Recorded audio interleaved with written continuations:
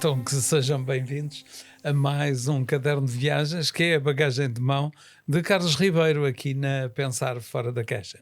Bem, temos falado de viagens, de fotografia. Carlos Ribeiro, para tudo isto, muitas vezes existe a organização. Existe aquilo que são as agências de viagens. Ou não existe organização. Ou não existe organização, que também é natural que existam agências que não tenham organização. Mas como é que começa, ou quando é que começa as agências de viagens? A organização. Quando é que começa a organização? Bem, quer dizer, não houve um conceito de, ok, agora vamos criar uma agência de viagens. Não foi assim que aconteceu. Aconteceu por obra de vários acasos. Isto aconteceu na era vitoriana, mais propriamente em 1841. Aconteceu em Liverpool, em que o senhor Thomas Cook, marceneiro de profissão. Um mercenário de profissão, tal e qual, dedica-se às viagens. O que ele se dedica era... Liverpool era uma cidade com muito operariado, não é? Sim. Estamos ali numa altura do início da Revolução Industrial, e os homens refugiavam-se muito no álcool. As condições de vida eram terríveis, as condições de habitação, muitos filhos, etc. E muita gente rica, os lords, os sirs, não é? Aqueles que eram os detentores do terreno dos estates, não é? Que tinham as suas quintas, mas a larguíssima maioria da população vivia em condições absolutamente degradáveis, refugiavam-se no álcool, não é? Claro. Portanto, isto não tem nada de novo.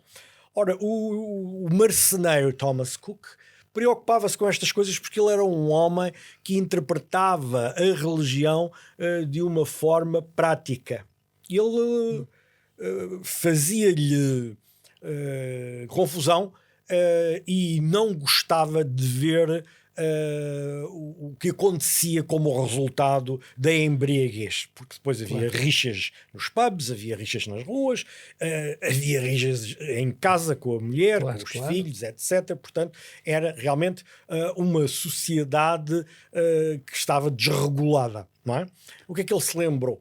Ele lembrou-se de alugar uma carruagem de comboio e a vender por aquilo que seriam hoje 3,40 libras, não é? Portanto, estamos a falar em 1841, portanto, eram uns cêntimos, e então ele fazia uma viagem entre Loughran, e eu aqui estou, enfim, eventualmente a cometer algum erro ao referir o nome da cidade, entre Liverpool e Loughran, porque Loughran tinha uma indústria de fundição de sinos.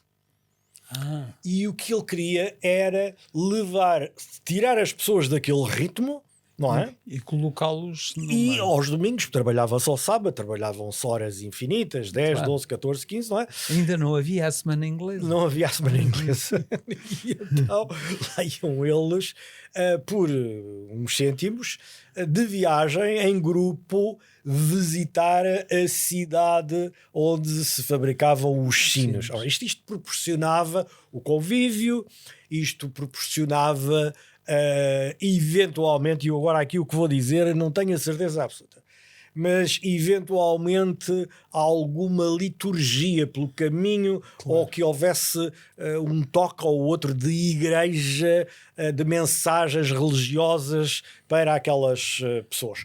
Ora, o que é um facto é que as pessoas aderiram de tal maneira que isto passou a ser um evento anual, não é? Ora, o senhor Thomas Cook percebeu que as pessoas estavam desejosas de conhecer. É claro que quem tinha dinheiro, já tinha sido criado o Grand Tour, nós já Falámos Falámos aqui sobre ele. do Grand Tour, mas quem aqui o Grand Tour iam os filhos dos proprietários, os filhos dos industriais, os filhos dos ricos. Havia viagens no Grand Tour que chegavam a durar 5 anos. Portanto, algumas duravam 1 ano, 6 meses, 1 ano, 2, 3. Outro, quem tinha muito dinheiro, durava 5 anos. Portanto, era considerado um preâmbulo para depois a entrada na vida profissional. Mas o povo não. O povo não é. E, ora, o Thomas Cook começa cada vez a perceber que há ali um nicho de mercado, na nossa linguagem de hoje, não é? Claro. Há ali uma oportunidade de ganhar dinheiro. Era um homem organizado, era um homem honesto. Atenção, que ele era um homem extremamente honesto, e ele profissionaliza a organização de viagens e assim cria a primeira agência de viagens do mundo tal qual nós as conhecemos hoje. Deixou, provavelmente, a profissão que tinha. Claro, tinha que deixar, e mais tarde o filho dele, o John Cook, em 1892 toma as rédeas da agência e vai ainda mais longe. Ora, o segundo passo fundamental para a Thomas Cook é quando organiza viagens que atravessam o Canal da Mancha. E ao chegar à França, o que acontece é que para os ingleses, para os cidadãos do Reino Unido daquela época, estamos a falar no século XIX, abre-se todo um outro mundo. É o mundo que se abre, não é? E ao abrir-se todo esse mundo, criam-se expectativas e possibilidades que até então eram impossíveis. Pronto, quem viajava até ali eram pessoas que tinham dinheiro, e já não estou a falar do Grand Tour.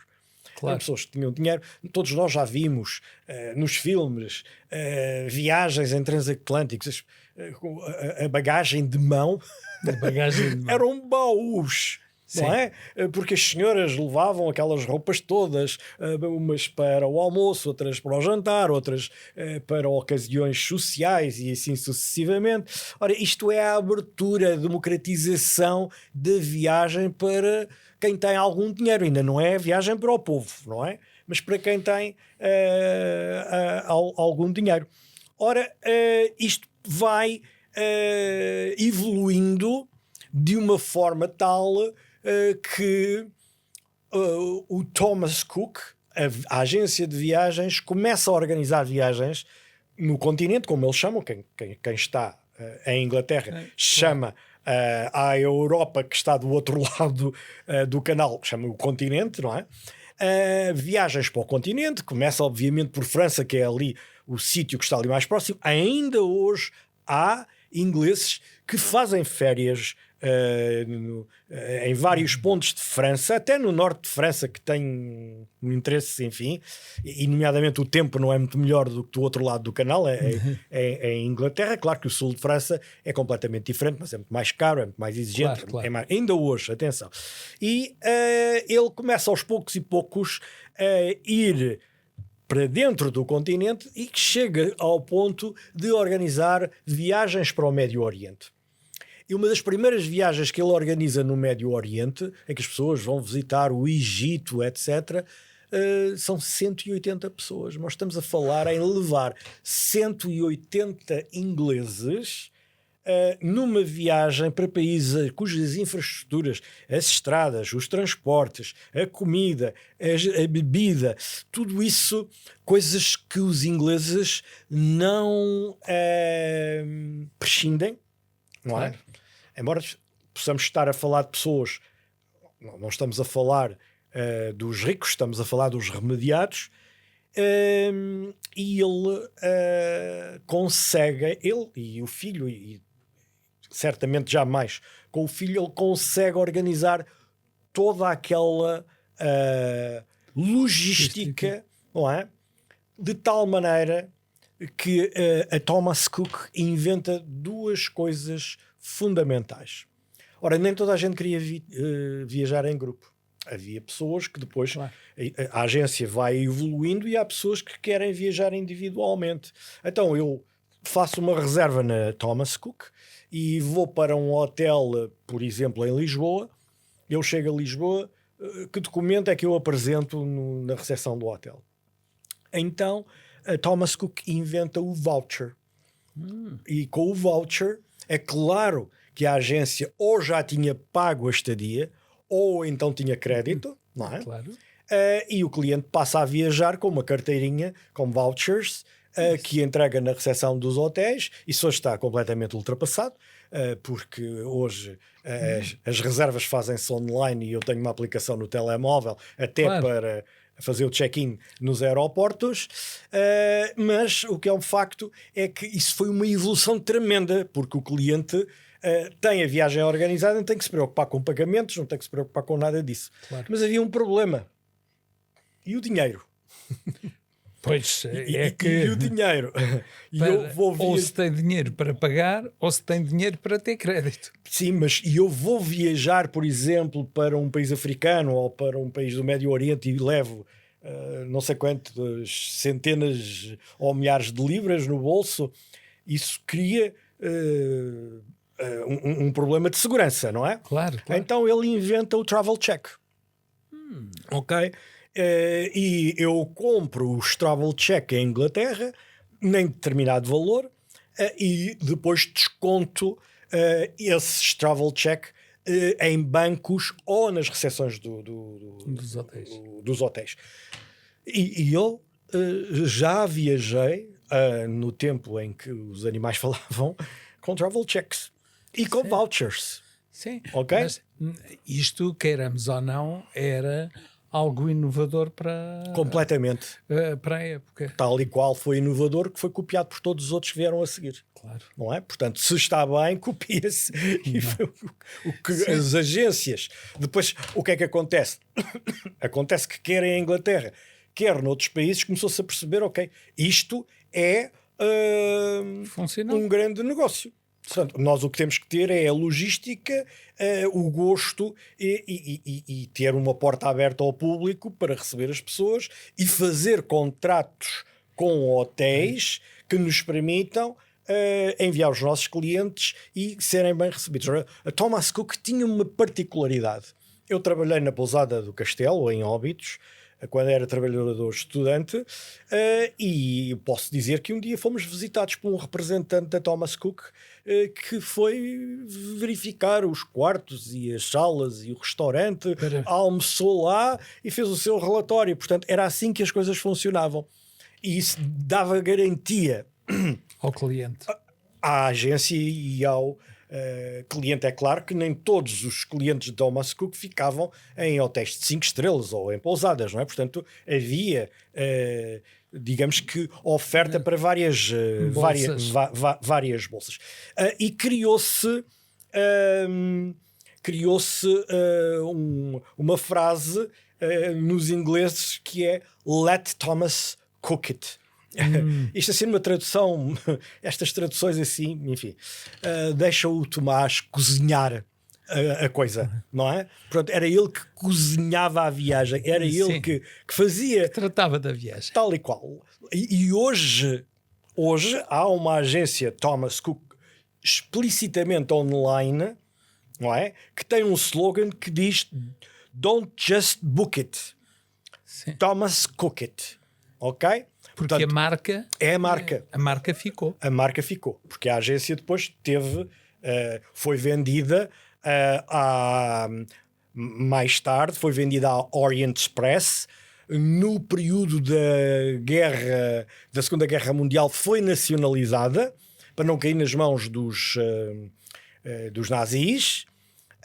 E depois acontece que em 2019 a agência tinha 600 mil pessoas, cerca de 600 mil pessoas, à volta de 400 mil ingleses e outros 200 mil de outras nacionalidades no estrangeiro.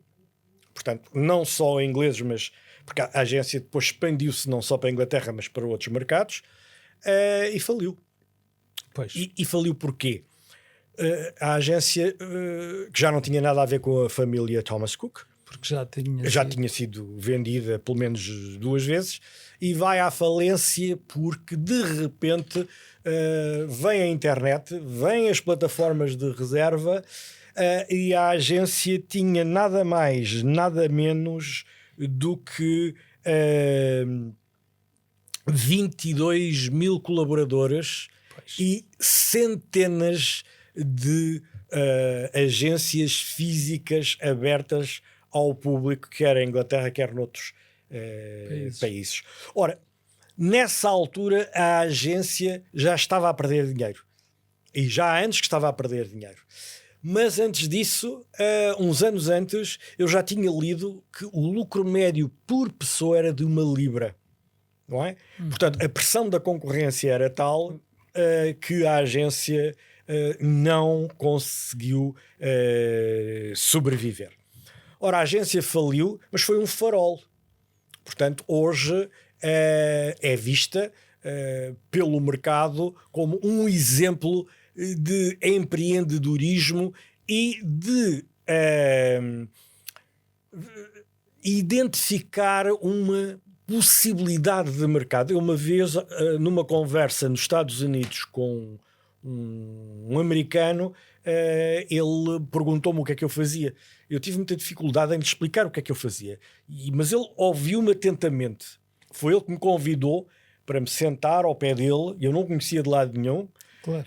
Ele era americano, mas nós estávamos no Canadá, estávamos na British Columbia. E o resultado foi que lá consegui explicar o que é que eu fazia. E ele virou-se para mim e diz-me... ele disse-me isto em inglês. See the hole, fill it. Ok? Vê o buraco e preenche-o. E o que é que o senhor Thomas Cook fez? Aliás, o que ele me disse foi see the gap, fill the hole. Portanto, vê a brecha, preenche a brecha. Foi isso que o Thomas Cook fez. Ele viu uma oportunidade de negócio e criou algo completamente novo, evoluiu, tornou-se numa das maiores agências de viagens do mundo e depois foi vítima do seu próprio crescimento e da incapacidade de gerar mais-valias, receitas que suportassem toda aquela... Ora, hoje existe Thomas Cook online para viagens low cost. Por exemplo, uma semana no Algarve, com tudo incluído, exceto refeições, por 200 e poucas libras. Não é? Pois. Voltando atrás, só para que os nossos espectadores tenham uma noção. Os vouchers da Thomas Cook, e que depois foi copiado por outras agências, permitiam que o cliente ficasse em full credit. O que é que isto quer dizer? Ele tinha o alojamento, o pequeno almoço, o jantar e todo o consumo que fizesse de bar ou de outros serviços prestados pelo hotel que não estavam programados à partida, estava tudo coberto pelo voucher da Thomas Cook. E antes da invenção do Travel Check, o cliente muitas vezes solicitava dinheiro na recepção À conta. que depois era debitado à Thomas Cook. Claro que havia uma relação muito forte. Sim, sim. Se havia um voucher full credit, eles sabiam quem o estavam a emitir. Outros tempos, outras formas de organização e de viajar. Naturalmente, sempre importante ver a brecha, digamos assim. Sim, ver a brecha. Isso. Preencher a brecha. Não é? Isso. Foi E isso que ele perceber muitas vezes que esse sentido de oportunidade depois vai mudando também. Sim, com o ambiente. tal e qual. Com o ambiente. É uma evolução do mercado. Isso. Estar sempre atento também é importante ao Sim. mercado. Sim, aliás, eu estive com um amigo meu recentemente que me disse: eu 2, 3 horas por dia tenho que sair do meu gabinete, onde toda a gente vai ter comigo, tenho que me isolar para pensar. Ok? Só para pensar. Portanto, vai ao encontro do seu raciocínio.